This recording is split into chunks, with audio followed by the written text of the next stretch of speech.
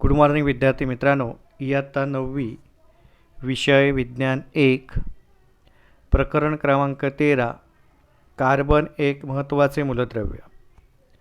विद्यार्थी मित्रांनो, आपण या अगोदर कार्बनची अपरूपे आणि यामध्ये कार्बनची स्फटिकरूप अपरूपे पाहिली होती की ज्यामध्ये कार्बनची किंवा कार्बन अणूंची रचना नियमित असते। स्फटिकरूप अपरूपामध्ये आपण हिरा, ग्राफाइट आणि फुलरिन यांच्या गुणधर्माविषयी आणि उपयोगाविषयी माहिती घेतली। विद्यार्थी मित्रांनो, आज आपण कार्बनची अस्फटिकी अपरूपे जी आहेत या अस्फटिकी अपरूपांची माहिती घ्यायची आहे।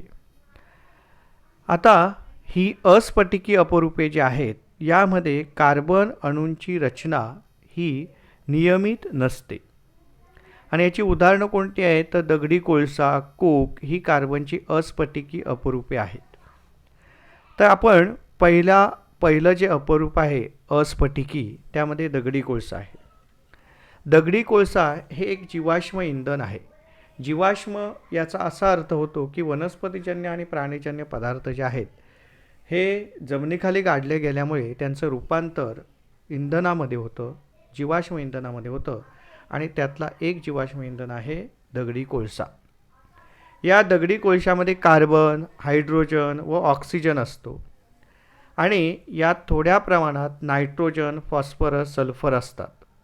हा स्थायी रूपात सापडतो आणि याचे प्रकार जे आहेत हे प्रकार आपल्याला पाहायचे आहेत। तर या दगडी कोळशाचे प्रकार, पहिला जो प्रकार आहे तो पीठ कोळसा तयार होताना पहिली पायरी म्हणजे कोळसा जो आहे हा कोळसा तयार होताना पहिली पायरी असते ती म्हणजे पीठ। यामध्ये पाण्याचे प्रमाण जास्त असते आणि कार्बनचे प्रमाण 60% पेक्षा कमी असते आणि म्हणून यापासून कमी उष्णता मिळते। म्हणजे दगडी कोळसा तयार होण्याची सुरुवातीची जी स्थिती आहे ती म्हणजे पीठ। दुसरा दगडी कोळशाचा प्रकार आहे लिग्नाइट। जमिनीच्या आत वाढता दाब आणि तापमान यामुळे पीठचे रूपांतर लिग्नाइटमध्ये होते आणि यामध्ये कार्बनचे प्रमाण सुमारे 60 ते 70% असते। कोळसा तयार होण्याची ही दुसरी पायरी होती, म्हणजे पीठ नंतर त्याचं रूपांतर लिग्नाइटमध्ये होतं आणि यामध्ये कार्बनचं प्रमाण पीठपेक्षा जास्त असतं, म्हणजे 60 ते 70% असतं। तिसरा प्रकार आहे बिट्युमिनस। बिट्युमिनस जो आहे हा कोळशाच्या निर्मितीचा तिसरी पायरी आहे आणि बिट्युमिनस तयार झाला की त्यामध्ये कार्बनचं प्रमाण हे 70 ते 90% असते। म्हणजे तिसरा प्रकार आपण पाहिला बिट्युमिनस। चौथा प्रकार जो आहे तो चौथा प्रकार म्हणजेच कोळशाचे शुद्ध स्वरूप म्हणून अँथ्रेसाइट।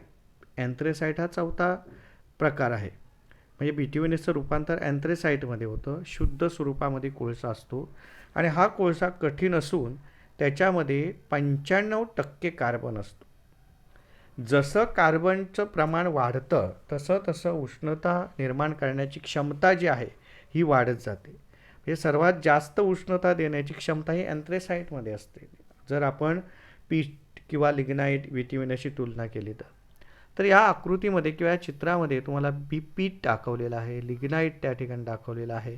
तशाच प्रकारे आपल्याला यामध्ये वेगवेगळे जे कोळशाचे प्रकार आहेत हे कोळशाचे प्रकार दाखवलेले आहेत। आता आपण चारकोल हा एक दुसरा कोळशाचा प्रकार आहे। आता चारकोल जो आहे हा चारकोल आपल्याला आता पाहायचा आहे। जसं इथे विद्यार्थी मित्रांनो आपण पाहिलं की पीठ, लिग्नाइट आणि इथे जो आहे तो बिट्युमिनस आहे, तशा पद्धतीने आता आपण इथे एक तुम्हाला अँथ्रेसाइट दाखवलेला आहे। अगोदरच्या याच्यामध्ये मी तुम्हाला बिट्युमिनस आहे शेवटी आणि इथे कोक दिलेला आहे। परंतु आता आपण चारकोल हा जो प्रकार आहे याच्याविषयी माहिती घेणार आहोत, अस्फटिकी अपरूप। आता चारकोल म्हणजे काय तर प्राण्यांपासून तयार होणारा चारकोल हा प्राण्यांची हाडे, शिंगे इत्यादीपासून तयार होतो, तर वनस्पतीपासून तयार होणारा चारकोल हा लाकडाच्या अपुऱ्या हवेत केलेल्या ज्वलनामुळे तयार होतो। म्हणजेच प्राण्यांच्या हाडापासून शिंगापासून मिळणारा चारकोल, वनस्पतीपासून मिळणारा चारकोल. तर असे हे जे चारकोल आहेत ते चारकोल म्हणजे आपण त्याला लाकडी कोळसा असं म्हणतो किंवा प्राण्यांपासून मिळणारा कोळसा. तर या चारकोलचं या ठिकाणी आपण माहिती घेतलेली आहे. हे दुसरा प्रकार, जसा आपण दगडी कोळसा पाहिला तसं दुसरा जो प्रकार तो चारकोल आहे. आता इथे आपण हे जे कोळसा आहे या कोळशाचे उपयोग म्हणजे दगडी कोळसा आणि चारकोलचा पहिला उपयोग आहे बघा, कारखान्यात व घरामध्ये कोळसा इंधन म्हणून वापरतात. आता इंधन म्हणजे काय, तर ज्या पदार्थाचे ज्वलन केले असता उष्णता निर्माण होते असे जे पदार्थ आहेत त्यांना आपण इंधन असं म्हणतो. म्हणजे कोळशाचं ज्वलन केलं की आपल्याला उष्णता मिळते आणि म्हणून कारखान्यात व घरामध्ये कोळसा इंधन म्हणून वापरला जातो. दुसरा उपयोग आहे कोक, कोल गॅस व कोलटार मिळवण्यासाठी कोळशाचा वापर केला जातो. तर इथे तुम्हाला कोक दाखवलेला आहे बघा. विद्युत निर्मितीसाठी औष्णिक विद्युत केंद्रात कोळसा वापरतात. आता औष्णिक विद्युत केंद्रामध्ये कोळसा वापरून तिथे उष्णता निर्माण केली जाते आणि या उष्णतेच्या सहाय्याने पाण्याची वाफ केली जाते. या पाण्याच्या वाफेचा उपयोग करून टर्बाईन फिरवले जातात आणि मग जनित्र कार्यान्वित होतात आणि विद्युत निर्मिती होते. म्हणजे औष्णिक विद्युत निर्मिती केंद्रामध्ये कोळसाचा उपयोग इंधन म्हणून केला जातो. जलशुद्धीकरण तसेच सेंद्रिय पदार्थांच्या शुद्धीकरणासाठी चारकोल वापरतात.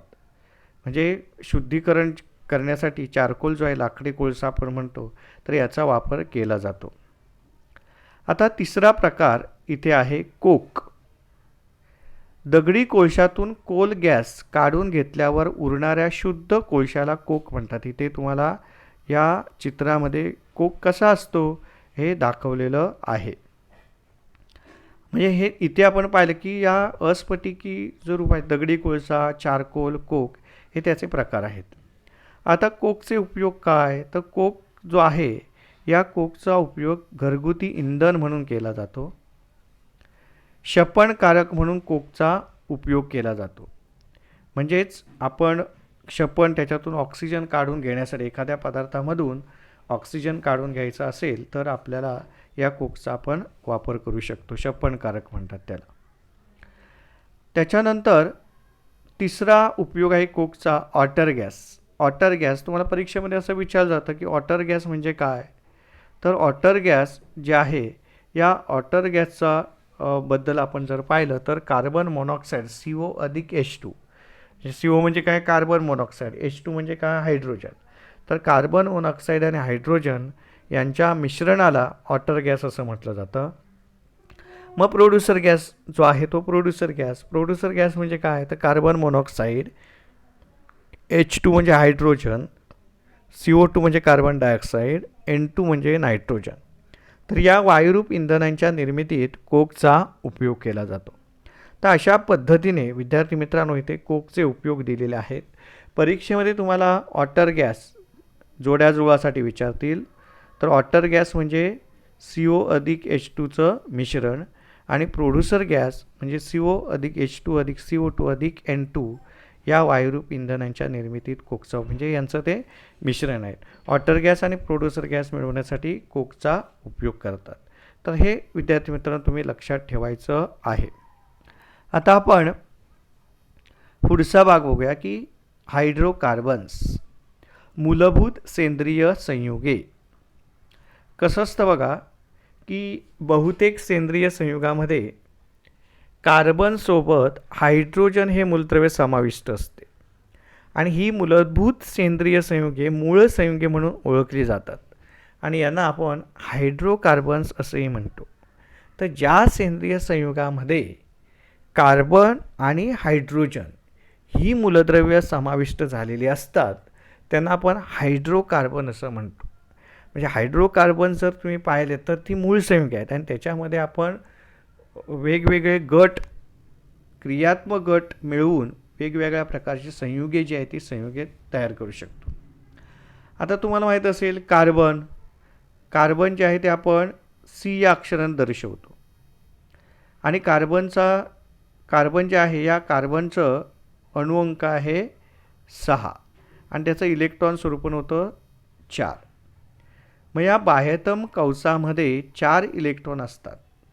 मग आणखी 4 इलेक्ट्रॉन जर त्याच्यामध्ये समाविष्ट झाले तर कार्बनच्या बाह्यतम कवचात 8 इलेक्ट्रॉन होऊ शकतात आणि त्यामुळे कार्बन जो आहे हे नजीकच्या निष्क्रिय वायू मूलद्रव्याचं स्वरूपण प्राप्त करते. निष्क्रिय वायू कोणता आहे तर निऑनचं जे त्याचं इलेक्ट्रॉन स्वरूपण जे आहे ते प्राप्त करतं आणि ते स्थिर बनतं.